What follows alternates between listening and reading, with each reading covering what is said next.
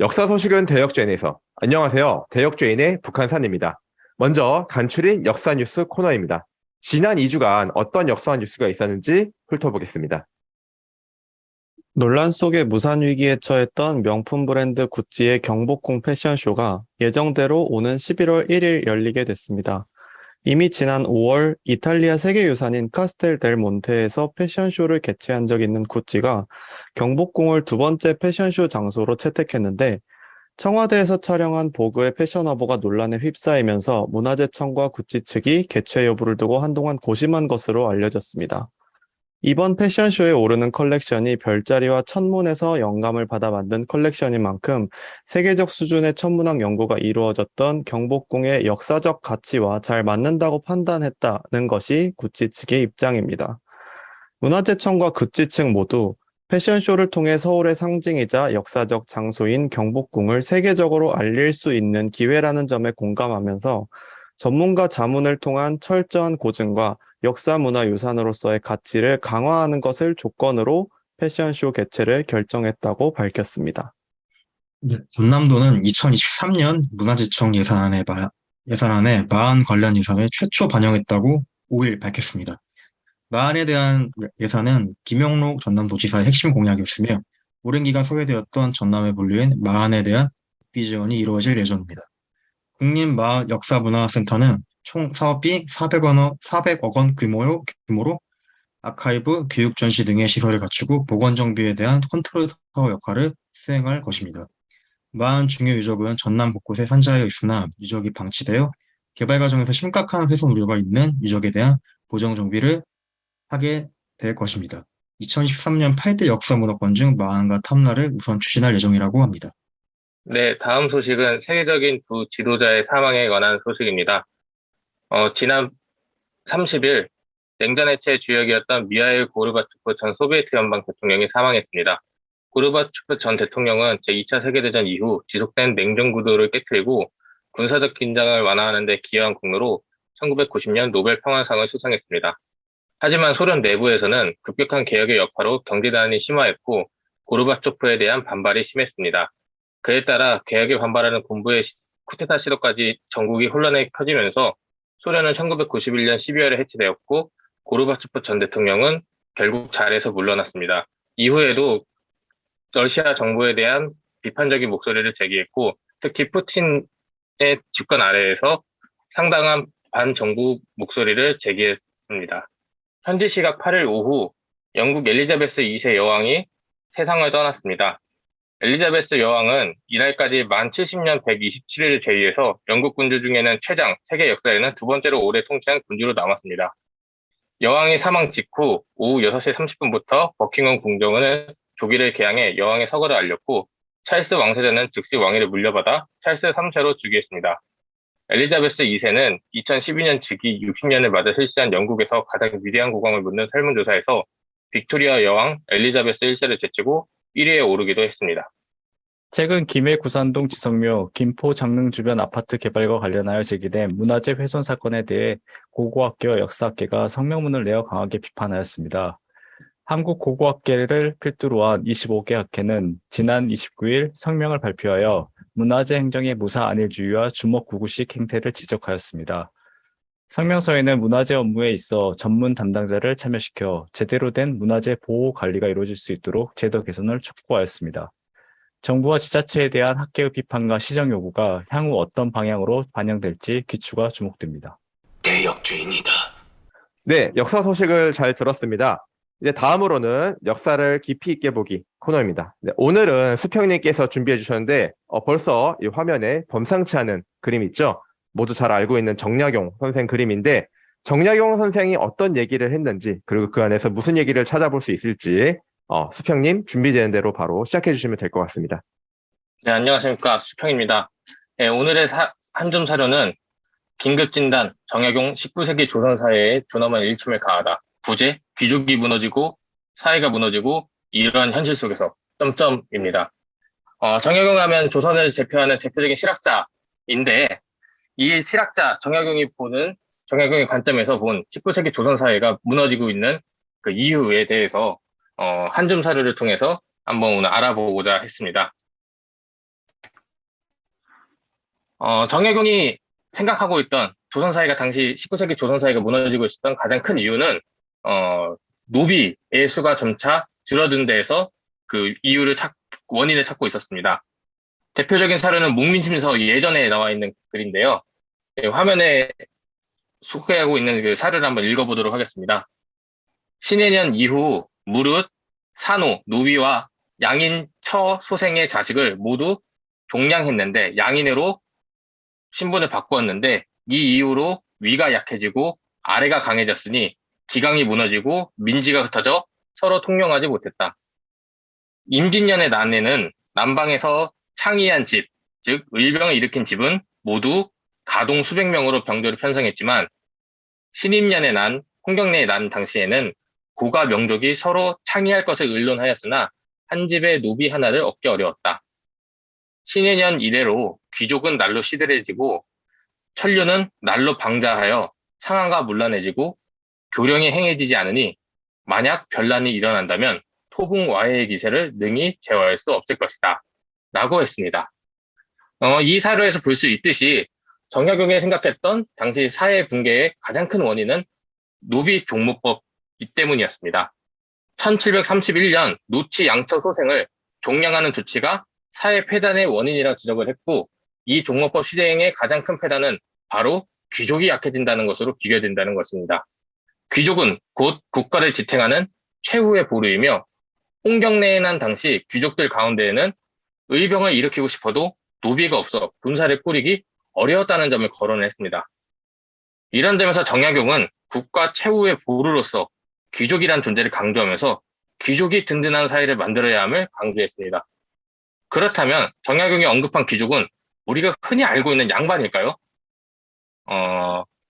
이에 대해서는 목민심사의 또 다른 그 편에서 이제 또 다른 글귀에서 해답을 찾을 수 있습니다.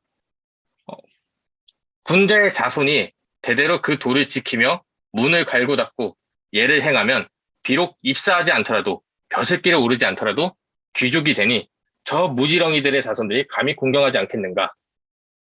양반이라는 것은 동반과 서반이다. 사는 당화관이고 대부는 당상관이다. 지금 귀족을 양반이라 칭하고 사대부라 칭하는데 이는 잘못된 것이다. 라고 했습니다. 정약용은 근래 귀족을 양반 혹은 사대부를 칭하는 것에 문제가 있다라고 지적을 한 것입니다. 노비의 감소 외에도 이 양반이라는 허명만 띄고 조선 후기에는 양반이 급증했다고 흔히들 알고 있지 않습니까? 이런 현상, 양반이라는 허명만 띄고 귀족 행세를 하는 이들이 점차 증가하는 현상도 중요한 사회 폐단으로 정약용은 인식을 하고 있었던 것입니다. 이에 대해서 정약용이 내놓은 또 대답은 다음과 같습니다. 이 구절은 여의당전서에 나오는 구절인데요. 한번 이 구절도 한번 읽어보도록 하겠습니다. 비록 그러하더라도 내가 바라는 것이 있다. 가령 온 나라가 양반이 된다면 온 나라에 양반이 없는 것이다. 젊은이가 있어야 어른이 드러나고 처남이 있어야 귀함이 드러난다. 만약 모두가 존귀해진다면 존귀한 사람이 없는 것이다. 관자에서 이르길 온 나라의 사람이 모두 귀해질 수는 없다. 모두 귀해진다면 이루어지지 않고 나라의 이득이 되지 않는다. 라고 이제 글을 남겼습니다. 몇몇 정약용 신봉자가 있습니다. 정약용 신봉자는 위 사료에서 가장 첫 번째 구절, 가령 온 나라가 양반이 된다면 온 나라에 양반이 없는 것이다. 라는 구절을 통해서 정약용이 특권층 혹은 특권 신분층의 타파를 주장했다라고 설명을 이어오고 있습니다. 하지만 이 글귀에서 가장 핵심은 마지막 글, 관자를 인용한 구절이라고 할 수가 있는데 정약용이 인용한 관자의 구절은 관자 승마편의 이제 자귀의 일부입니다. 이 자귀편의 이제 핵심은 고하를 분명히 하고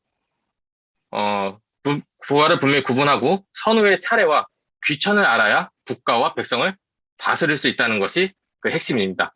즉 특권 신분층을 없애자는 것이 아니라 상하를 분명히 나누고 이제 귀함과 처남을 분명히 이제 구분하자는 것인데, 즉 지금 양반이 막 늘어나고 있으면서 귀족의 구분이 점차 흩어지고 있다라는 점을 지적하고 있는 것이 아닌가라고 보여지는 사료입니다.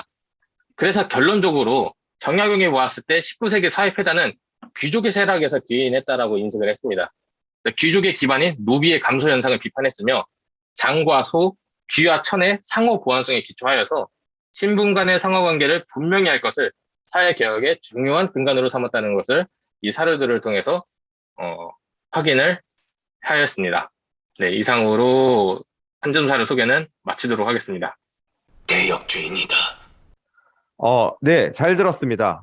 조선시대 신분제부터 시작해서 그 당시에 정약용이라는 지식인이 어떻게 생각하고 있었는지까지 잘 보여주는 사료였던 것 같은데, 사실 요 정도까지만 들어서는 정약용의 생각이 무엇인지, 그리고 여기에 담겨 있는 숨겨진 함의가 무엇인지, 이런 거 조금 읽어내기가 어렵기도 해요.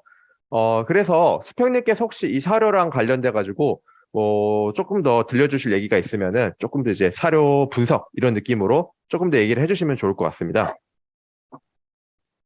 네. 사실 정약용이라는 사람이 우리가 이렇게 알고 있듯이 저작이 상당히 많습니다. 그리고 지금 우리가 보고 있는 정약용의 글들은 이제 목민심서라든가 경세의표 또 이런 것들 모두 묶어가지고 이제 여유당전사라는 또 책까지 나왔는데, 그러다 보니까 처음에 지었던 책과 나중에 그 책들을 다 모아가지고 전집을 냈을 때 뭔가 이제 오탈자라든가 이런 걸 수정하면서 각 판본마다 뭐글 내용이 달라진다거나 그 내용 자체가 뭐 아주 크게 달라진 건 아니지만 뉘앙스가 달라지면서, 근데 이제 한문 같은 경우에는 한문을 해독할 때에는 글자 몇 개가 달라짐으로 인해서 또 그 뉘앙스가 전혀 다른 이야기가 또 될 수도 있거든요. 뭐 딴에는 뭐 그렇게 크게 수정을 안 한다고 해도 이런 점이 있기 때문에 정약용의 그 기록을 읽었을 때는 뭐 단순히 이제 글 하나에서 이런 구절이 나왔다라고 해서 정약용이 정말 이런 생각을 젊었을 때부터 늙었을 때까지 꾸준히 가지고 있었다 라고 오해를 하면 또 안 되는 점도 있습니다. 특히 이제 오늘 사료에서 소개했던 그 종모법에 대한 시각도 판본마다 그 해석하는 학자들의 견해가 또 다르고, 또 경세유표는 세상의 그 경세유표와 목민서는 이제 저작의 목적 자체가 다르거든요. 근데 경세유표 같은 경우에는 그 종모법에 대해서는 좀 긍정적인 반응을 보였는데, 이 목민심서 단계에 와서는 또 이제 그 부정적인 입장으로 이제 또 바뀝니다. 그래서 우리가 살아오면서도 생각이 여러 번 바뀌지 않습니까? 어제 했던 생각과 오늘 했던 생각이 다르다. 그렇기 때문에 한 사람의 생각을 읽을 때에는 조금 더 유연하게 접근하고 조금 더 포용하고 개방적으로 한번 이제 사료를 접근을 하면은 좋지 않을까. 그러면 좋은데, 그럼에도 불구하고 요새 정약용을 긍정하는 사람들과 부정하는 사람 모두 그 당시 사회상을 그렇게 고려하지 않고 사람의 생각의 변화에 대해서 이제 그것도 이제 크게 신경 쓰지 않고 획일적으로 정약용을 긍정적으로 봐야 된다, 부정적으로 봐야 된다 해서 이 사료를 경강부회하는 경향이 있어가지고 그런 점들만 주의하면은 정약용의 사상이나 생각을 조금 더 이제 재밌고 즐겁게 바라볼 수 있지 않을까라고 생각을 했습니다. 예. 네, 잘 들었습니다. 익히 알다시피, 조선에서 가장 책을 많이 쓴 사람이 정약용 아니겠습니까? 그래가지고 정약용의 저서들을 쭉 읽다 보면은 여기서 이런 얘기하고 저기서 저런 얘기하고 방금 잘 얘기해 주신 것처럼, 그래서 책의 성격에 따라서 어떤 맥락에서 무슨 주장을 하고 있는지를 좀 꼼꼼히 볼 필요가 있는 것 같은데, 오늘 소개해준 사료도 그런 게 아닌가 싶습니다. 그러면은 거기에 맞춰가지고 자유롭게 좀 얘기를 해보면 좋을 것 같습니다. 제가 먼저 수평님께 질문 드리고 싶은 게 있는데, 정약용은 왜 존귀의 구분, 그리고 여기에서 귀천으로 할 때 이 귀가 중요하다라는 얘기를 왜 했을까요? 일단은 아까 소개를 했다시피 결국 이 당시 조선 사회에 나타난 두 가지 현상이 가장 큰 문제였죠. 정약용 입장에서는. 하나는 큰 반란, 환경내에 큰 반란을 겪었고, 또 하나는 그쪽으로 화면을 좀 넘겨줄 수 있을까요? 아까 그거 관련된 사료. 예. 예. 같이 보면서 하면 더 좋을 것 같아서. 하나는 바로 이 홍경래난. 홍경래난은 가장 큰 충격을 받았고, 또 다른 하나는 이 양반이라는 하는 족속들이 많이 늘어난 현상에 대해서 비판적인 인식을 가지게 되었습니다. 왜냐하면 이 양반이라고 하는 사람들이 스스로 귀족이라고 취하고 한 번 양반의 타이틀을 얻으면은 그 양반의 타이틀은 영원히 유지되는데, 그러다 보니까 자격도 안 되는 사람들이 양반을 칭하면서 온갖 국가의 의무에서도 배제되고, 그러면 자연히 국가 무너진다라고 이런 인식을 했습니다. 그러다 보니까 정말 특권층, 지배 엘리트는 한정적으로 고정을 해놓고 밑에 사람들은 국가의 의무를 다할 수 있도록 하는 시스템을 구축을 해야지 사회가 정상적으로 임진왜란의 난이 일어났을 때 모두가 들고 일어나가지고 국가를 수호했던 것처럼 그런 식으로 국가가 잘 돌아가지 않을까라는 이제 생각을 했습니다. 이 외에도 정약용이라는 사람 자체가 국가의 그 세금 시스템, 그리고 뭐 병역 시스템에도 가장 관심이 많았던 사람이고, 그런 세금 시스템과 조선에서 세금 시스템과 병역 시스템이 제대로 작동하려면은 이런 신분 관계, 신분 질서가 그 밑바탕에 잘 받쳐져 있어야지만 세금도 잘 내고 병역 문제도 잘 이제 해결이 되니까, 그런 면에서 이 귀천의 구분을 사회개혁의 가장 근본적인 핵심으로 삼지 않았나라고 이제 생각을 합니다. 여기랑 관련해서 이제 또 제가 이제 어쨌든 저도 조선사니까 조금 추가 설명을 하자면은 우선 저 당시에 양반이 늘어나는 문제가 왜 크게 문제가 되냐라고 했을 때 사실 경제적으로 봤을 때 제일 중요한 거는 세금 문제긴 했어요. 세금 문제. 저 당시에 이제 흔히 삼정의 문란이라고 하죠. 그 삼정의 문란의 핵심을 보면은 다 각각 다른 조세 시스템이긴 하지만 어쨌든 핵심은 양반이라는 타이틀을 갖고 있는 사람들, 그 지방의 유력자, 여기서 말하는 딱 귀족이거든요. 귀족이라고 불리는 사람들이 다 그 조세 수출 시스템에서 벗어나요. 탈주를 해요. 그래서 이 사람들이 세금을 안 내는 거죠. 세금을 안 내다 보니까 그 모든 부담이 다 이제 일반 양민들한테 이제 전가가 되게 되고, 그러다 보니까 자연스럽게 양민들은 또 양민들 나름대로 탈세할 수 있는 유일한 방법은 어 노비가 되는 거죠. 노비가 되는 거. 그래서 이제 노비의 수가 또 급증하게 되고, 이런 악순환이 계속 반복되는 그 당시에 그런 사회 현상들이 있었고, 그게 이제 목민심서라는 책에 아주 적나라하게 잘 드러나요. 굉장히 잘 드러나요. 그래서 이거랑 또 같은 맥락에서, 그래서 정약용의 생각은 귀족이 정말 귀족다워야지. 그리고 그 수도 적고, 그래야지 다른 여러 가지 시스템들이 정상적으로 작동하지 않나라는 맥락에서 또 이런 사료를 쓰지 않았을까라고 또 생각이 들기는 하네요. 음. 근데 제가 알기로는 정약용뿐만 아니라 우리 흔히 잘 알고 있는 실학자들 유영호이나 이익 같은 경우도 이 노비제 폐지에 대해서는 좀 부정적으로 본 입장으로 알고 있거든요. 그러니까 우리가 실학에 대해서 흔히 너무 근대의 어떤 선두주자라거나 부체제의 어떤 성리학의 비판을 굉장히 강조하다 보니까, 그러면 자연스럽게 노비제는 당연히 폐지를 이 실학자들이 다 찬성했겠지? 라고 생각을 하겠지만, 이 정약용뿐만 아니라 다른 실학자들도 이 노비제 자체에 대해서 부정하는 거는 거의 없었던 걸로 알고 있거든요. 그래서 지금 이 맥락에서 중요하게 봐야 되는 부분이, 노비제를 찬성하고 폐지하는 것 자체가 근대적이냐 정근대적이냐의 논리보다는 이 실학자들이 지향했던 게 결국 사회 안정, 그다음에 개혁적인 어떤 그런 지향성이잖아요. 그래서 그런 맥락을 좀 더 강조해서 봐야 되지 않을까라는 생각을 해봤습니다.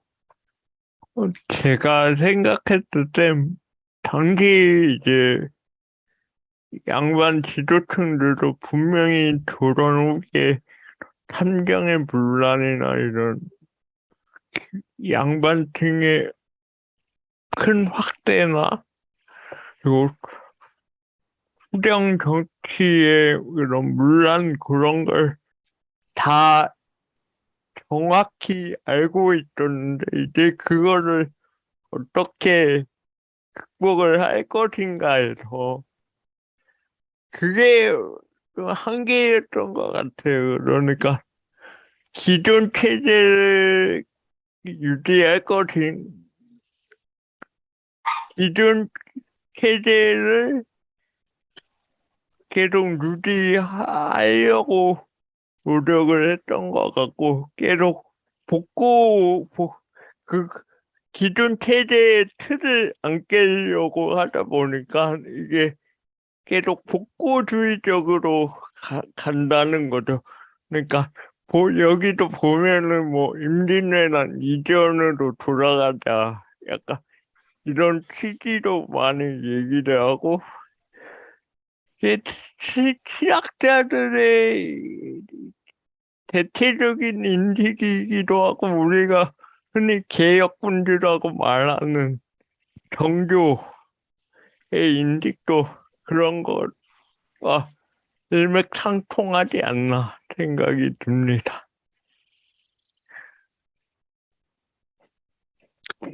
그래서 이 당시 이 귀천의 문제에 관해 가지고 정약용이 이 귀천 문제가 완전히 직결되진 않지만 과거제에 대해서 엄청 비판적인 인식을 갖습니다. 특히 과거제 중에서도 과거제를 비판하면서 특히 쌍기, 우리나라의 고려시대의 과거를 전수한 쌍기를 그렇게 비판합니다.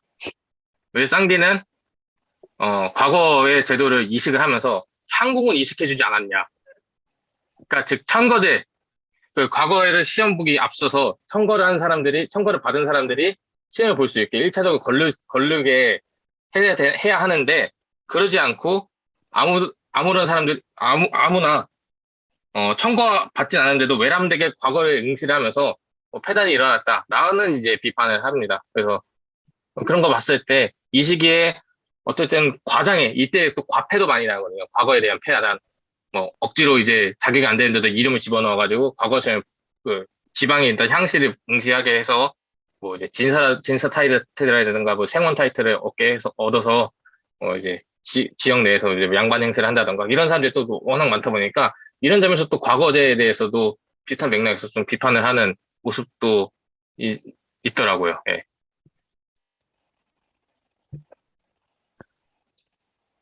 근데 목민심서에 들어있는 글들이 그 유배 가고 나서 다 쓴 거예요? 아니면 잘 몰라가지고 그 전부터 써오던 걸 이거는 합친 건가? 유배 가서 쓴 거예요. 유배 가서. 목민심서는 가서 쓴 거고, 응. 예. 그리고 아까 그 뭐지? 다른 거 하나 있었잖아요. 발고정림 생원론 그거. 예. 그거는 일단 연도미상 나와 있긴 하던데 이것도 내려와서 쓴 거일까요? 이건 제가 또 보기로는 여의당 전서에서 찾아가지고, 그러니까 여의당 전서는 아까도 예. 여의당 전서 중에 있는 그 발문 예. 모아놓은 것 중에 있는 거잖아요, 이게. 예. 그 책 보다가 앞에다가 독후감 달아놓은 거 아닌가? 그러니까. 그 짝 보면 그 양반이라고 지칭하는 게 앞에하고 좀 문체가 좀 다르긴 하네요. 그러니까 귀족이라고 칭하고 있는데 여기서는 양반이라고 확실하게 언급을 하고 있잖아요. 그럼 궁금한 게, 이 비슷한 시기에 공노비 해방이 대대적으로 이루어지지 않습니까? 그럼 정혁이 거기에 대해서는 혹시 어떤 자기 생각을 피력한 교육이 있는지가 뭐 들었을 때 무슨 개혁이요? 무슨 개혁이요? 공노비 순조 해방. 때 공노비 순조 때 공노비 해방. 해방이에요. 공노비 해방. 예, 이 부분은 제가 그거는 딱 봐도 부정적이었을 것 확인은 같은데. 예. 아니요. 제가 아까 확인은 못했는데. 잠깐 말씀드렸듯이 이 실학자들이 그 부정적으로 봤던 거는 노비 제도 자체를 폐지한 거거든요. 그러니까 그 노비라는 신분 자체가 사라지는 그것에 대해서 굉장히 비판했고 그거에 대한 어떤 두려움이 있었던 것 같은데 지금 여기서도 지금 했듯이 종무법이라고 해서 노비가 노비를 낳고 노비가 또 노비를 낳고 하는 그 폐단은 이 실학자들도 그걸 알고 있었거든요. 그러니까 그건 어떻게든 이제 그 다른 방향으로 해소를 해야 되겠지만 노비는 계속해서 존속을 해야 된다라는 입장이었어요. 그러니까 사노비는 계속 살아남아 있었잖아요. 그러니까 공노비는 이제 그 당시에도 공노비 그 관리 비용이라든가 여러 가지 폐단들이 예를 들어 지방 관리들이 너무 사적으로 동원된다 이런 그 폐단들이 굉장히 많이 지적이 됐기 때문에 거기서 이제 그 공노비 그 폐지론 자체가 받아들여졌거든요. 그러니까 그게 막 선도적이거나 막 어떤 그 당시에 어떤 뭐 노비제에 대한 어떤 부정적인 어떤 생각 때문에 한 게 아니라 현실적인 문제 때문에 현실, 공노비가 폐지됐고 그렇죠. 이 실학자들 같은 경우도 이 공노비 문제는 있으니까 그거는 폐지하되 노비 제도에 대해서는 좀 존속을 하고 점진적으로 이거를 좀 문제점들 노비제로 인해 그 부수되는 문제점들을 조금 그 개혁해 나가자라는 입장으로 저는 알고 있습니다.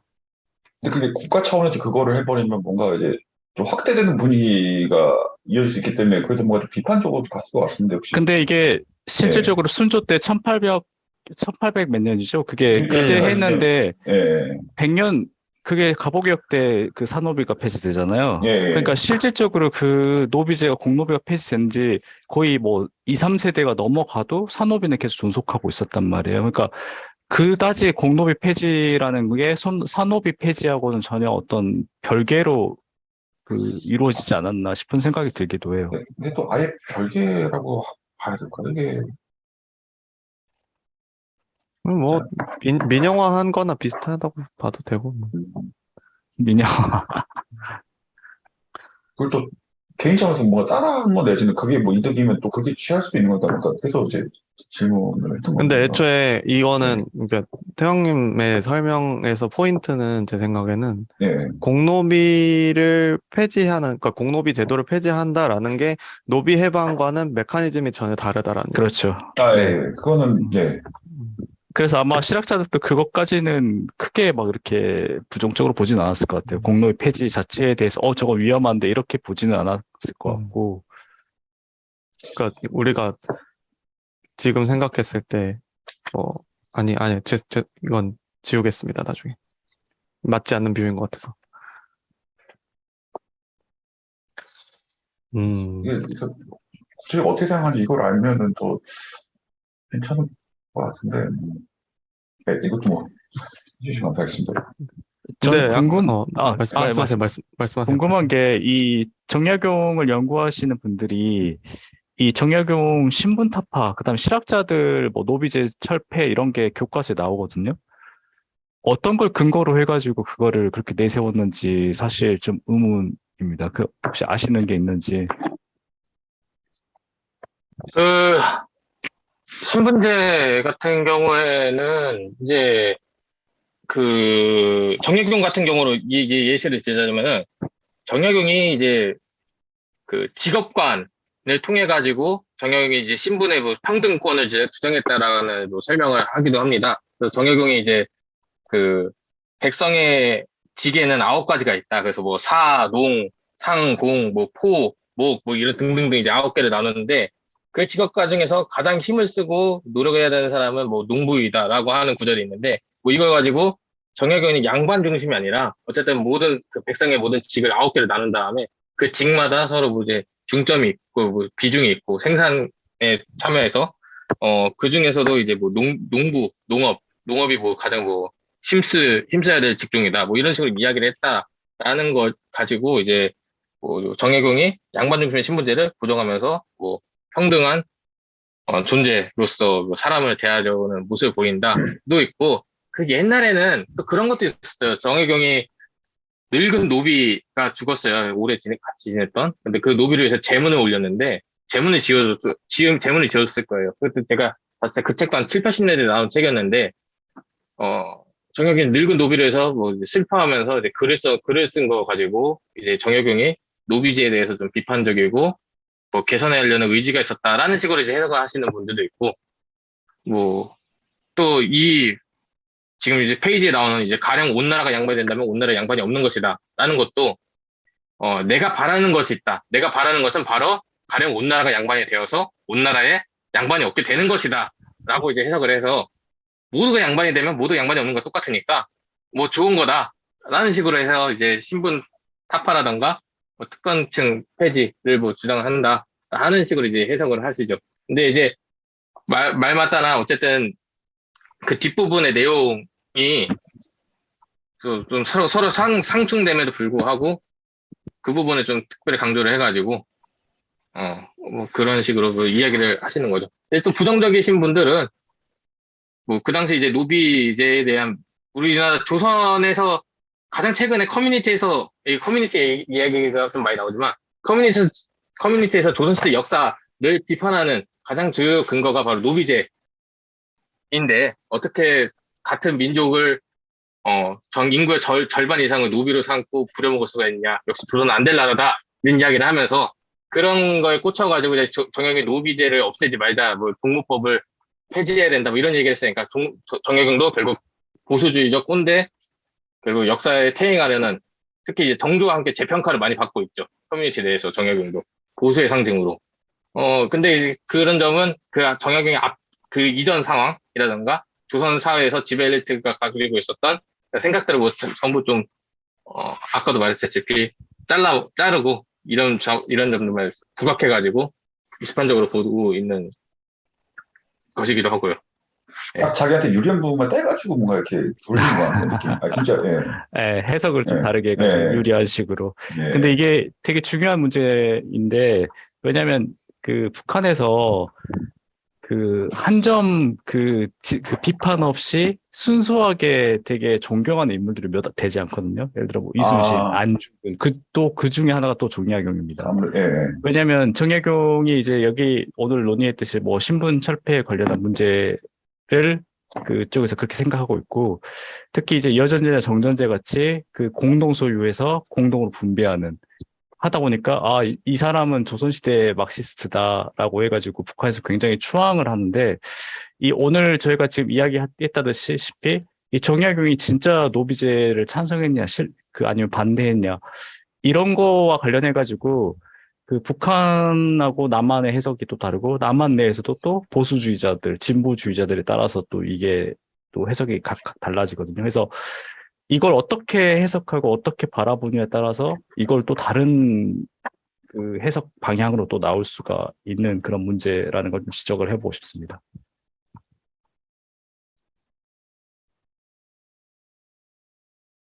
그런 문제는 좀 이렇게 볼 수도 있는 것 같아요. 우리가 분과의 차이가 있는 것 같은데, 그러니까 이 텍스트를 그러니까 정약용의 텍스트를 철학적으로 본다라고 하면, 사실 철학자들은 이전에 그 사람이 이야기했던 것이 어떤 맥락에서 어떤 상황에서 이야기한 것인지, 그것도 물론 중요하지만 그것을 현재 시점에서 어떻게 철학적인 사유로 다시 재활용할 수 있을지, 이 부분에 대해서 조금 더 초점을 맞춘다라고 생각을 하고, 근데 그거에 반해서 역사학적으로 이거를 바라본다라고 하면은 정약용이 저걸 썼을 때 어떤 입장에서 썼느냐를 더 중요시하는 거잖아요. 그래서 이렇게 이제 역사학을 전공하는 사람들의 입장에서는 정약용의 그러한 재해석이 사실은 좀 받아들이기 어려운 부분이 있지만, 정약용이 저렇게 이야기하는 거를 현재 시점에서 어떻게 해석할 수 있느냐라고 이야기하는 그거 자체가 문제는 아니라는 거죠. 그래서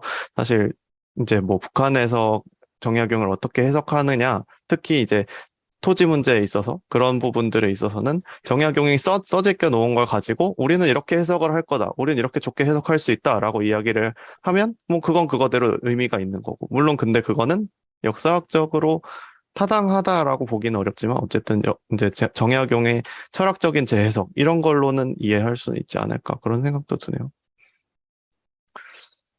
근데 이제 아까 수평님께서 이제 발표를 처음 시작하셨을 때 제가 카톡방에다가 사진 하나를 올려놨는데, 이게 왜 그걸 올렸냐면은, 이제 이 정약용의 입장이 당시에 딱 실각해가지고 유배당해가지고 멀리 나가 있었던 상황이잖아요. 그러니까 을의 이전 정권에서 고위직을 했던 사람들이 이젠 더 이상 중앙 정계에서 일할 수 없게 된 상태에서 막 현재 정치에 대한 불만들을 막 쏟아내는 그런 거의 일종이 아닌가? 그렇게만 볼 수도 있는 것 같은 생각이 들어가지고. 그러니까 본인이 이제 중앙 정계에서 일할 때랑은 또 입장이 달라지는 거죠. 약간 말이 험해지고, 뭐 태극기 들고 뭐 이런 문재인 죽이자 뭐 이런 얘기하고 그런 느낌도 있고. 그렇게 볼 수 있겠네요. 실학자들이 어떻게 보면 다 변두리에서 그 비판했던 사람들이다 보니까. 그 중에서 특히 이 정약용이라는 사람은 중앙정계에서 상당히 그쵸, 이제 왕, 이때는 왕의 완전히. 근처에서 영향력을 네. 끼치던 사람이니까 네네. 거의 비서실장 같은 사람이었다라고도 볼 수 있으니까 그런 사람이 딱 정권이 바뀌고 실각을 하고 이제 멀리 떨어져 있는 상태라면 이렇게 쓸 현재 수 있죠. 정치를 네. 욕하는 게 그런 분풀이의 네. 방법일 수도 있지 않나 그런 생각도 듭니다. 만약에 관료로 있었을 때 이 책을 쓰라고 했으면 아마 쉽지 않았을 거예요. 이렇게 쓰기가. 그렇겠죠. 네. 그 다 실각하고 나서 책들 하나씩 내잖아요. 이렇게 뭐 당신이 조국 뭐 등등. 만약에 이 구절이 가령 온 나라가 양반이 되면 온 나라 양반이 없는 것이다 하면, 만약 이 책이 그 관료를 썼으면 그 같은 동료들이 엄청 비판했을 것 같아요. 내가 그러면 노비랑 차이가 없다는 거냐. 아, 근데 그렇게 보기엔 어려운 게 이 말은 뒤에 하려는 음. 얘기가 깔려 있는 거예요. 음. 뒤에서 온 나라가 양반이 된다면 온 해줄 나라의 수는 양반이 없다. 없는 것이다. 그렇게 되면 안 된다라고 얘기하는 거잖아, 지금. 그쵸. 근데 정치적 공세에서는 그 문구 하나가 이제 문제인 거 되는 거죠. 아, 물론 그럴 수는 있죠. 네. 그래서 갑자기 아마 이 구절 자체가 네. 또 생각난 사람이 한 명 이- 있는데. 이 나도 구절의 생각난 앞에 사람인데, 그 글이 앞에 글을 또 봐야 돼요. 앞에 글이 이제 그 고현무의 생원론에 대해서 이거 결국 이제 토를 단 건데, 고현무가 생원이 너무 많아서 그것도 불만이다라고 옛날에 뭐 그런 생원론을 펼쳤는데, 그거 읽더니만 우리는 더 심하다. 니네 생원은 어차피 1대1만 그치고 그 수도 정해져 있고, 근데 우리는 지금 양반이라고 해가지고 너무 다 들고 일어난다. 개나 소나 양반이라고 한다. 심지어 벼슬도 과거도 안 보고 양반이라고 하는 애들도 생겨난다. 라면서 이제 이런 이야기를 한 거죠. 그래서 그런 현상이 있는데, 그래서 이거 글을 읽을 때는 이제 그런 불평불만 쭉 한 다음에, 비록 그러하더라도 내가 바라는 것이 있다라고 하고서 이제 뒷얘기를 하는 거여가지고, 이거는 이제 지금 가령 온 나라 양반이 되면 온 나라 양반이 없는 것이다라는 것은 이제 지금 현상을 아주 그냥 까고 싶어가지고. 근데 이거를 바로 그 바라는 거 내 소원은 양반이 모두 돼서 양반이 없는 게 내 소원이다라고 그렇게 이제 이제. 지를 하면 아유, 그게 무슨 이제 문제가. 김구냐고. 그 아예 밑에는 소원도 또 아니고. 읽지를 않는 거네요. 지금 이거를 긍정적으로 보시는 분들은, 그래서 결국은 온 나라의 사람을 기회 줄 수는 없다. 귀천의 차이가 있다. 라는 건데, 또 밑에 이야기는 안 읽고, 이 위에 이야기만 읽고, 아, 그래서 이제 신분 철폐를 이렇게 주장을 하시는구나. 라는 식으로 또 읽는 거네요. 이거는 완전 사료 오독 아닌가요? 아까 얘기했던 딱 자기가 필요한 것만 떼서 이렇게 보는 것 그러니까. 같아요. 예. 앞뒤 물론 맥락이 필요 있는 게 네, 앞에 아니라. 있는 건데 그거 안 하거든. 이거 봐, 이거 봐. 이 사람 얘기했는데 이렇게 보는 것 같아요. 봤지? 이렇게 하면서. 저는 조선사 하면서도 저게 맨날 헷갈리더라고요. 종모법, 종부법 저런 게. 근데 저것도 되게 그 종모법이라는 이름 아래에서 그게 또 두 개로 나뉘더라고요. 진짜 실상 제대로 파고 들어가면은 어떻게 그 난. 조선 전기 때 말하는 종모법은 거의 대개가 이제 어쨌든 무조건 엄마 그걸 따르다 이건데, 지금 특히 근데 그 시기에 일어났던 사회적인 문제가 뭐였냐면은 이 정반대 상황인데, 노비 여자종과 양인 남자의 혼인이 또 많았어요, 이때. 조선 전기에는. 그렇죠. 그런 현상이 많으니까, 이때 말하는 종모법은 엄마를 따르게 해라. 근데 그때 당시 현상이 양인 남편과 여자 종의 결합이 많으니까, 그렇게 난 애를 남편으로 돌리지 말고 여자 노비로 쪽으로 돌리라. 그런 식으로 이제 종모법인 거고, 이 신인 이후의 종모법은 여기 사료에 나왔듯이 여기 핵심은 이거를 산호와 양처 소생의 자식을, 그러니까 노비가 양인처를 데리고 있는 거예요. 그 소생을 어떻게 보느냐, 그 소생을 어떻게 두느냐. 노비와 양인처니까 그 안에 낳은 애는 그 노비로 두면은 그 남자 노비의 주인이 뭐 갖게 될 텐데, 그걸 그렇게 하지 말고 종양을 하자. 라는 식으로 이제 이야기가 된 거죠. 그래서 뭔가 그 노비의 양천교원의 형상에 따라 가지고 종목법이 그 종목 방점을 찍는 것이 다르더라고요. 근데 기본적으로는 조선 전기에 그 종목법을 시행한다고 해도 기본적으로는 일천즉천의 원칙은 그대로 가요. 일천즉천은 웬만하면은 정말 한쪽 고위직, 이천이면 아빠가 고위직인데 엄마가 노비거나 아빠가 고위직인데 엄마가 노비면 그때 정도 되면 구원 해주는 제도는 있어요. 아빠가 정말 고위직이면은 뭐 이렇게 뭐 속신 그러니까 군역을 좀 지어가지고 속량을 해라 뭐 이런 식으로 그런 제도가 있었는데 어쨌든 일천즉천이 조선시대 내내는 거의 유지되었다라고 보는 게 맞아요, 근데 맞아요. 그 중에서도 양천교원이 어떤 양천교원이 어떻게 나타나느냐에 따라서죠 이 종목법이 그 유불리가 이제 사람마다 그 왕에게도 다르고 그 신하들에게도 다르고 일반 노비주들한테도 다르고 이런 아주 복잡해요. 이거를 종목법은 그래서 이것도 또 커뮤니티 얘기인데 세종이 요새 세종이 커뮤니티에서 가장 욕을 먹는 이유 그리고 이영훈 선생도 세종을 가장 까는 이유가 종목법을 시행해서 조선 인구 절반의 노비로 만든 장본인이 세종이다라고 이야기를 하는 거죠. 근데 이제 우리가 상식적으로 생각했을 때 그런 식으로 얘기를 하는 거예요. 어쨌든 양반이 있어요. 집에 양반이 있는데 자기 집 여종들이 있으면은 노비를 늘리려고 그 여종들이 다 이제 양반 주인이 다 씨를 뿌린다는 거예요. 그러면 이제 상식적으로 생각을 해보면은 우리 인간의 여자가 품을 수 있는 사람은 한정적이고 아이는 한정적이고 한 명이고 그 당시 영아 사망률도 고려해봤을 때 완전 비효율적인 거죠. 임신시키면 또 일할 사람도 그만큼 줄어드는 거고. 근데 이제 그런 것을 다 덮어놓고 종목법이라는 걸 시행하면서 엄마가 노비면 다 노비다 이런 식으로 하면 하여튼 그런 식으로 이제 이야기를 왕왕 하시면서 종목법 논의 자체가 그냥 앞뒤 구분 없이 이제 비판의 대상이 되고 있는 거죠. 그래서 재밌습니다. 그래서 커뮤니티 교다니면은 지함을 토합니다 그냥. 결론이 갑자기 커뮤니티로. 커뮤니티에서 고종은 어떻게 보나요? 고종이요? 고종. 네, 고종의 그 시대. 고종 이꼬르, 인조 이꼬르, 선조 이꼬르, 그리고 또 커뮤니티 상에 따라죠. 고종, 예. 선조, 예. 인조, 문재인 아니면 이제 윤석열 이제 이렇게.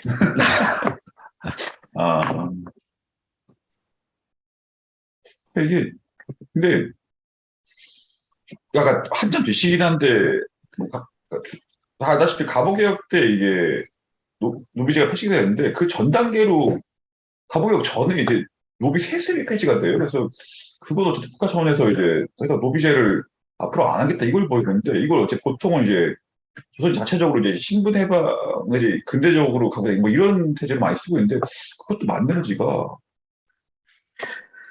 그것도 이야기하는 사람에 따라 다른데 가장 좀 그나마 합리적으로 이야기하는 사람들이 뭐냐면은 노비값이 떨어지는 문제와 이제 이걸 결부시켜서 보는 시각이 조금 더 합리적인 이해가 아닌가.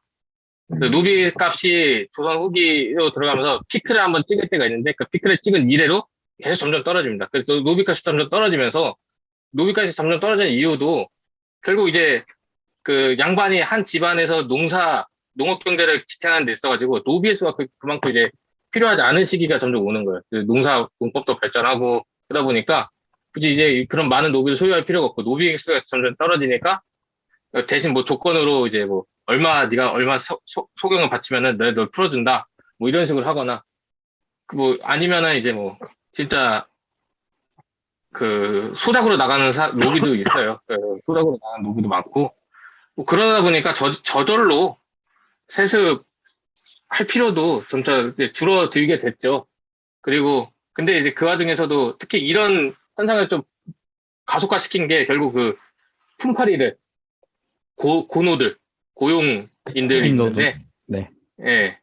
그런 사람들이 이제 떠돌아다니다가 어느 집 가가지고 내가 여기서 일을 해줄 테니까 몇 년간 이제 생업을 보장해달라 뭐 이런 식으로 하는 사람들도 왕왕 있어요. 근데 또 그 중에서는 또 이것도 좀 벗어나는 이야기이긴 한데 원래 그 고노들은 자기들 한 사람만 이제 계약이 돼 있어요. 근데 고노가 어느 날 이제 죽고 나서 그 자식들 있잖아요. 그 자식들도 거의 이제 노비는 아니지만 노비로 이제 세습을 시키면서 그게 또 문제가 돼요. 아니, 얘는 나는 고노인데, 상민인데, 노비랑 다름없다. 라고 해서 이제 소송을 걸기도 하고, 뭐 이런 현상도 이제 왕왕 있지. 노비의 구분 자체가 점점 세월이 흘러가면서, 이제, 노비의 필요성이 점차 이제 줄어들면서, 구분 자체도 좀 모호해지고, 노비 반병해주냐, 그냥 일꾼 쓰는 게 낫다. 이런 인식이 이제 오게 되는 거죠. 확실히 이거는 경제적인 그 문제하고 관련이 많이 되는 것 같은 게 방금 얘기 나왔던 근데 고노라고 하나 그거를? 고용이라고 네, 하잖아요. 고용이라고 여러 하죠. 가지 응. 용어 많이 있습니다. 고노라고도 하고. 그 고노는 그러면 그 품팔이 중에서 거의 노비처럼 사는 사람들을 고노라고 정말 하는 힘들게 거고. 일하는 사람들. 하여간 그 품팔이 계층이라 그럴까요? 그 걔네들이 생겨나면서부터 점점 노비의 필요성이 없어져 가는 것도 있고, 그래서 그 새로운 계층의 등장? 뭐 이런 거랑도 관련이 있는 것 같고, 아까 수평님 말씀하신 그 종목법을 어떻게 적용할 것인가의 문제 역시도 아마, 그러니까 제가 잘은 모르지만 조선 초에는 노비를 많이 늘려야 될 필요가 있었던 게 아닌가라는 생각이 들고, 사회적으로 그런 수요가 있었던 것 같고, 1731년에 양초소생 다 종량시킨 거는 양인을 늘려야 될 필요가 있어서 저런 거잖아요. 말하자면. 이제 저 양인을 늘려야 될 필요가 있게 된 거는 일반 양인 중에서 이제 양반적을 가진 사람들이 너무 많아져가지고 그런 거 아니에요? 이렇게 세금 수치를 할 대상들이 많이 줄어드니까 세금 수치할 대상을 다시 늘리려고 종량하는 그런 걸로 네. 봐야 될 것 같은데. 그러니까 이게 제가 아까 처음에 했던 얘기로 다시 돌아가는데, 결국에는 모든 정책이라는 게, 현재도 그렇지만, 모든 정책이라는 게 이런 필요에 의해서 이런 정책을 하는 거고, 그 정책에는 이런 면도 있고 저런 면도 있는데, 1731년에 양초소생 자식을 다 종량을 한 거는 그 시대의 어떤 사회적인 수요와 필요에 의해서 저런 정책이 시행이 된 건데, 저 사정을 모르지 않을 것이 분명한 정약용이 이게 자기가 실각하고 나서 욕을 한다라는 거죠. 그러니까 저게 이제 정약용을 저는 오늘 조금 다시 보게 되는 그런 느낌. 그러니까 원래도 막 엄청 이렇게 존경하는 그런 인물 아니지만 어쨌든 이거는 삭제해야 되겠는데. 이 아니요, 종목법에 관해 가지고 우리가 이제 그 송시열 있잖아요. 이제 제가 알기로는 우리 그 하치님의 윗대를 건너 가면은 그분과 연결될 것 같기도 한데, 은진송 어쨌든 그 송시열 같은 경우에는 이 종목법에 대해서, 이 양처소생 종목법에 대해서는 긍정적인 입장을 피력을 했어요. 근데 그래서 이제 뭐 개설서나 이제 개론서 같은 거 봤을 때 의외로 이제 서인들이 이제 노비 종목법에 대해서는 조금 긍정적인 입장, 반면에 이제 남인들, 정약용 같은 게 남인이거든요.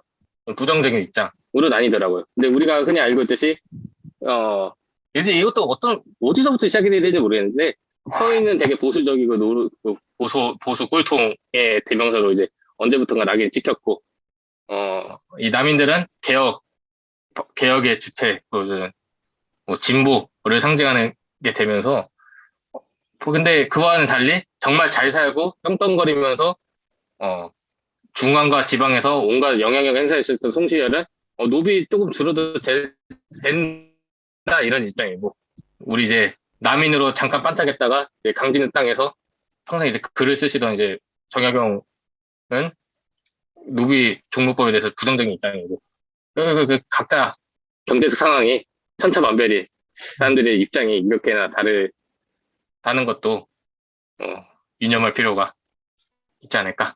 네. 보수 진보를 지금 관점에서 이야기하는 거는 사실 무리가 많이 있는 거니까요. 하치님이 또 글을 써줬는데, 송시열은 여성도 유학교육을 시켜야 한다고 했습니다. 왜 이거를 직접 말로 안 하시고 이렇게 채팅에다 쓰시는 거죠? 걔가 뭐 솔직히 전 송시열 별로긴 한데 의외로 진보적인 면도 있습니다. 의외로 그래서 그러네요. 우리 사회 유교를 다 여성도 놓치게. 좀 전문적인 유학 교육을 남성과 동일하게 받아야 된다고 또 주장하기도 했어요. 그리고 이유는 뭐죠? 왜 시켜야 된다 그런 거예요? 우리 사회 유교화를 바라는 거 아니에요? 그 정도면 진짜.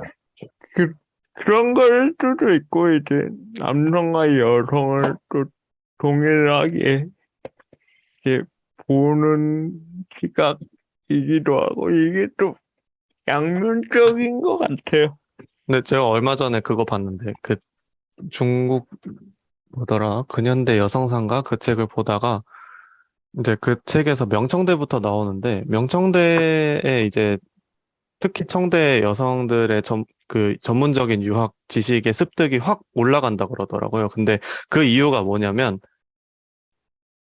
그 집 안에서 간에서 자식들의 이 유년 시절의 유학 교육을 아. 담당해야 되는 입장이었기 때문에 아, 걔들을 그 다음 관료층으로 재생산하기 위해서는 엄마도 여성들의 넣어야 유학 교육이 반드시 필요하다라는 그런 공감대가 점점 생겨났대요. 그래서 왠지 송시열도 그런 생각이 좀 있지 않았을까 그냥 추측. 뭐 여성도 군자가 될 수 있다. 뭐 약간 이런 식으로 얘기를 한 거. 또 송시열의 있고. 예. 예. 송시열의 첫 그럼 유학을 알았을까요? 송시열의 그 사람도 처가 있을 텐데. 아, 말은 했는데 실제는 네, 어떻게 저도 실제로 될지. 잘은 모르겠어요. 예. 딸이 있었던 것 같은데 딸에 대해서 좀 교육을 아니 시켰다고 들었던. 근데 약간 그- 내용이 맞아요 하세요. 전 내용이 아예 바뀌는 이거는 거라서.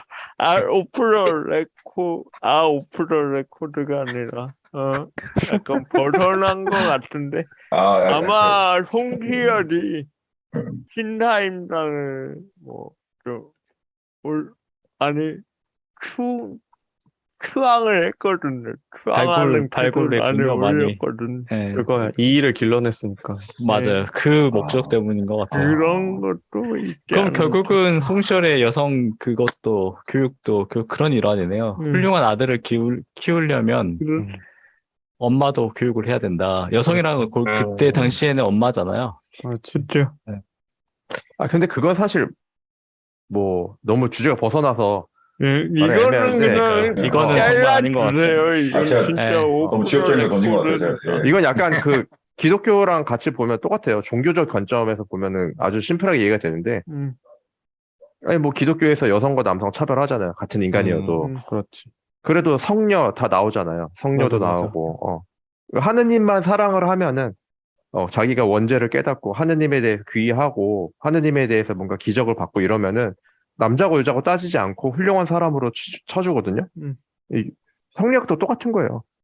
기본적으로 남성 우월은 확실한 거고 그거는 불변이에요. 거기에 대해서 뭔가 이론을 제기할 수는 없는데 근데 여성도 유교 교육을 받아야 된다 이런 거는 아니 뭐 다 똑같은 인간인데 여기서 똑같다는 건 평등하다라는 뜻이 아니고 누구나 길을 잃고 생각할 수 있는 지성이 있으면은 그냥 성리학을 그렇죠. 공부하는 건 당연한 건 아니냐. 약간 이런 식의 맥락으로 봐야 되는 거죠.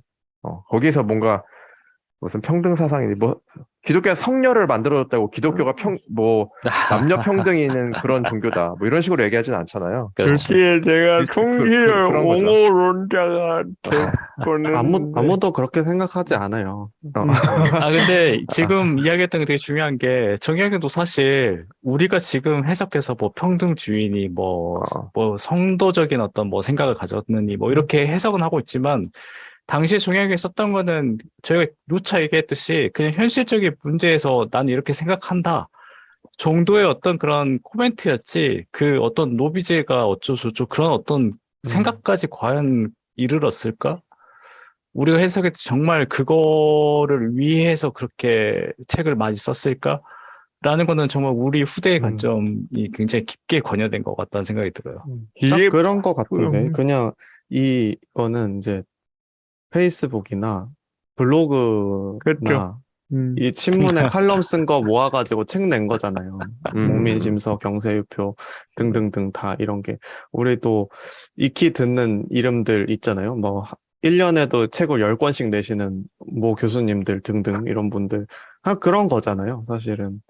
그래서 그 당시에 정치평론을 한 거고, 그 당시에 뭐 경제 사정에 대한 평론을 한 거고, 뭐 이렇게 받아들여야 되는 것 같다는 생각이 드는 거죠.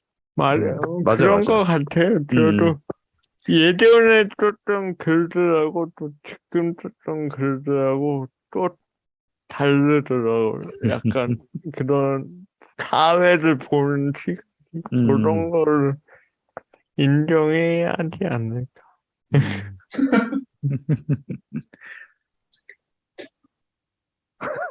마무리를 이제 좀 지을까요? 저는 근데 아까 네, 뭐, 네네네. 하실, 조금 전에 방금 전에 틀어져 있던 그 화면, 잠시만. 그냥 뭐, 오늘 정약용 까는 날인 김에 그냥 마저 깔려고. 아니, 여기서 아까 산호양처 소생 자식 종량하는 거 얘기하면서 아래가 강해지니까 기강이 무너졌다라고 얘기하는 거잖아요. 근데 여기서 말하는 하는 이제 양인일 거 아니에요. 말하자면. 그렇죠? 근데 바로 그 뒤에 나와 있는 같은 글이겠지만 어쨌든 좀 떨어져 있을 수는 있지만 귀족은 시들고 천류가 빙자한다라고 했을 때 천이라는 글자는 사실 양인을 천하다고 말을 한 게 아니라면은 이게 또 약간 안 맞는 거 아닌가 그런 생각도 들어가지고. 맞아. 저도. 근데 그거는 어쨌든 귀 아니면 천으로, 그러니까 정약용이 봤을 때 천하에는 네 가지 대의가 있는데 그 중에 네 가지 대의 중에서 존존이라는 대의가 있대요. 그 존존은 그 인간을 사람을 귀와 천으로 나누고 그 귀는 정말 이제 그 특별한 사람들 군자가 곧 귀인이고 소인이 곧 천이다. 천으로 천 쪽으로 분류를 한 거죠. 그러니까 잡일하는 사람들 농사 짓거나. 근데 이것도 또 그래요. 정약이 또 농사를 되게 중시했다라는데 이제 그 가리킬 때는 그 농업을 가리키는 사람들을 이제 농사를 가리키는 언어 해가지고 소인을 이제 지칭을 하거든요. 그 소인들, 그러니까 귀 아니면 천이니까 양인도 어쨌든 천에 들어갈 거예요. 이 귀천의 관점에서 봤을 때는 그런 식으로 이제 보면은 농업 중시했는데 농민을 소인으로 본 거는 뭐 업을 중시한 거지 인을 중시한 게 아니라고 생각하면 그쵸, 되니까. 맞아요.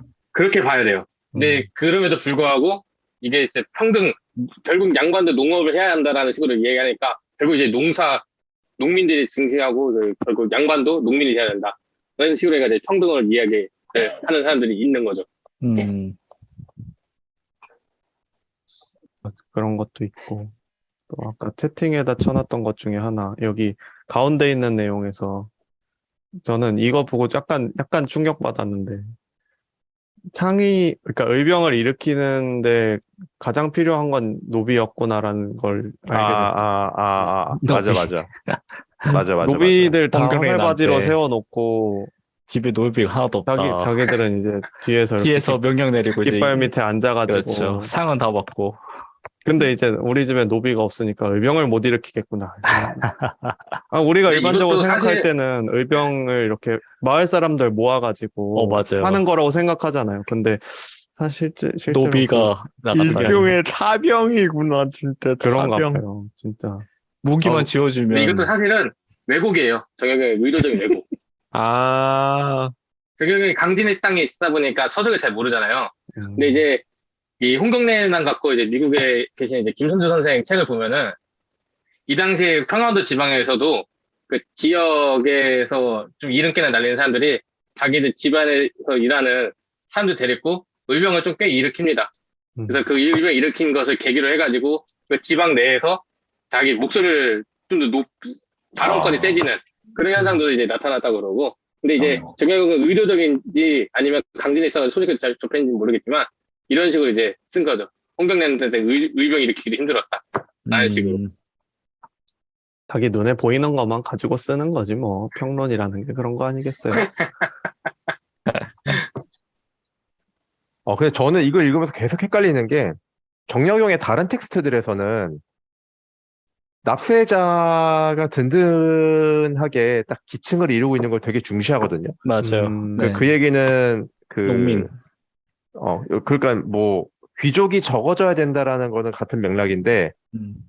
근데 납세자라고 하는 건 어쨌든 노비는 납세자가 아니니까 양인이 많아지고 양인이 튼튼해져야 된다라는 입장을 가지고 있었던 걸로 저는 이제 정약용의 다른 텍스트를 읽으면서 머릿속으로 알고 있었는데, 여기서는 그렇죠. 지금 이 텍스트에서 맥락은 납세자 얘기를 하는 게 아니고 귀족들이 튼튼해져야 된다 얘기를 하는 거니까 뭐 이렇게 얘기하는 것 같긴 한데, 그러니까 이게 포인트가 좀 다른 것 같아요. 그러니까 이거 말고 아까 그 고연무 책의 발문 쓴 거는 거기에서는 그 얘기를 하잖아요. 그러니까 지금 조선의 양반이라는 놈들은 양인들이 뭐 이렇게 공명첩 해가지고 뭐 이렇게 허명으로 양반이 된 놈들이 너무 많다. 그래서 귀족이 점점 약해지고 있다. 이 얘기를 하면서, 근데 그 얘기는 북한 사님 말씀하신 것처럼 양인층이 너무 많은 그 면세층으로 이제 넘어가면서 그 세금 수치가 제대로 안 된다라는 얘기랑 연결이 되는 거잖아요. 그래서 그렇죠, 그렇죠. 그 내용은 그쪽이랑 맞는 것 같고, 이거는 그냥 또 다른 얘기인 것 같아요. 아예 원래 노비였어야 되는 놈들이 양인이 되면서 제대로 된 양인이 아니게 된다라는 부분, 그쪽이랑 이렇게 연결이 되는 것 같은데. 그러니까 둘 다 까고 싶은 게 아닌가 그런 생각이 들어요. 보면 볼수록 그냥 현 상황이 마음에 안 드는 것 같아요. 울분에 차가지고 다 싫다. 비판 초소식이 뭐 이런 거. 누군가를 보는 것 같습니다, 요즘도. 근데 이거 보면 그래서 혹시 말해요. 개도님의 맥락에서 가장 부합하던 그 정약용의 사상의 생각의 변화, 뭐 벼슬하고 있을 때랑 유배가 있을 때랑 생각이 달라지는 그게 확연히 드러나는 거는 광업에 대한 인식 차이가 대표적인 게 아닌가. 그래서 관직에 있을 때는 금운전은 금이랑 은광은 절대 개발하면 안 돼요. 금이랑 은은 어쨌든 그 중국에 빠져나가면 어쨌든 우리나라 시일이 되니까. 근데 동광은 해야 돼요. 동광은 동전도 찍어야 되고, 그러니까 동광은 막 개발할 필요가 있다. 그 경우에 따라서는 사구도 하게 시켜주자라고 하는데, 당시 홍경래의 난이 광산을 기반으로 해서 일어났잖아요. 이걸 일어나고 나니까 그냥 그 운동 다 그냥 사구를 하면 안 된다. 그냥 하면은 그냥 관에서 제대로 허락을 해주고 하든지, 사체에서 이제 완전 국가에서 뭐든지 다 관리하는 그런 시스템으로 가야 된다라고 생각이 바뀌죠. 광진에 데려와서 이제 홍경래 난 겪고 난 이후에는. 그런 면에서 진짜 말 그대로, 내가 와서 보니까 사회 진단이 이렇다. 하면서 나라 도란 꼴 개판이다. 말면서 이런 식으로 이제 얘기를 하는 거죠. 결국은 정약용이 하고 싶은 건 사회 진단이 아니라 정치 비판인가요? 당대 정치인들에 대한 어떤 잘못된 거를 이럴 때는 니들이 이것 때문에 문제야. 이런 건가? 뭐 종합적인 거지. 그런 것 같아요. 왜냐면 어쨌든 정약용 테스트를 쭉 읽다 보면은 뭐 그렇게 체계 없이 쓰지는 않긴 않았어. 그냥 뭔가 즉각적인 느낌에서 쓴 것 같지는 않아. 근데 그거는 정리해주는 사람들이 있지 않았어요? 밑에 같은 팀원들이 있긴 있었죠. 팀원 제자들이요. 제자들이 있었지. 대학원생들이 있었지. 후손들도 있고, 후손들도 정리하고. 여유당 출판사 그거잖아. 여유당 출판. 대학 출판부. 그러네요. 대학 출판부. 다산초당 막 해서 소나무 출판. 출판사네, 출판사요. 하여튼 뭐 정약용은 흔히 알려진 거랑 다르게 아주 고전적인 보수주의자는 맞죠. 그건 뭐 읽어보면 딱 알긴 알아요. 그래서 그쵸. 잘못된 게 바로 잡아줘야 된다라는 인식이 굉장히 강하긴 해요. 그게 딱 보수주의의 전형이잖아요. 딱 그런 사람이긴 하죠, 기본적으로. 꼰대. 그치.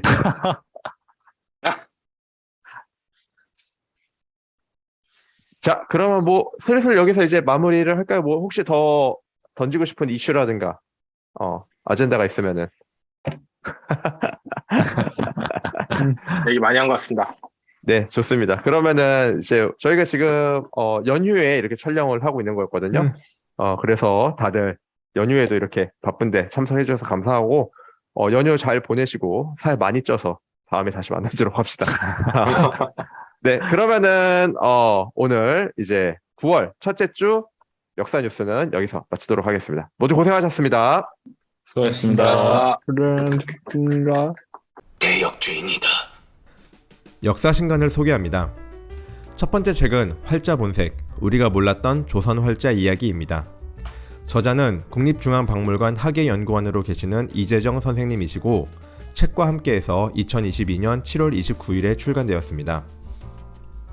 조선시대에 그토록 많은 금속 활자가 만들어진 이유가 무엇인지, 조선시대 활자가 가진 의미가 무엇인지, 조선시대 활자의 변천사는 어떠했는지를 다채로운 활자 이미지와 흥미로운 에피소드와 함께 전하고 있는 것이 특징입니다.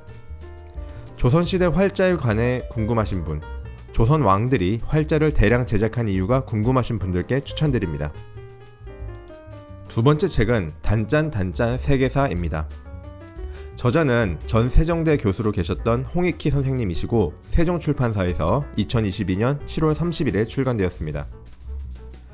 인류와 문화를 만든 음식의 역사를 에피소드 위주로 쉽게 설명해주고 있습니다.